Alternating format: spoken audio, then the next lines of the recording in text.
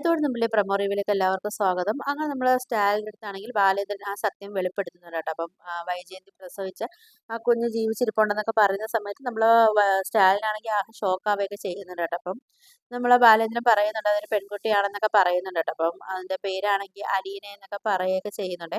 അവൾ ഇത്രയും വർഷമാണെങ്കിൽ അവളൊരു അനാഥയെ പോലെ അവൾ ജീവിച്ചു. പക്ഷേ ഇനി അവൾ അനാഥയായിട്ട് ജീവിക്കണോ വേണ്ടയോ എന്ന് തീരുമാനിക്കേണ്ടത് നിങ്ങളാണെന്നൊക്കെ നമ്മൾ ബാലേന്ദ്രൻ സ്റ്റാലിൻ്റെ അടുത്ത് പറയുകയൊക്കെ ചെയ്യുന്നുണ്ട്. നമ്മളെ ബാലേന്ദ്രനാണെങ്കിൽ പിന്നെ ഗോവർദ്ധനതും പറയുന്നുണ്ട് കേട്ടോ. വൈജയുടെ മകളാണ് അലീന എന്നൊക്കെ പറയുന്നുണ്ട്. അത് കേൾക്കുന്ന സമയത്ത് നമ്മൾ ഗോവർദ്ധനാണെങ്കിൽ ആ ടെൻഷനായൊക്കെ നിൽക്കുകയൊക്കെ ചെയ്യുന്നുണ്ട് കേട്ടോ.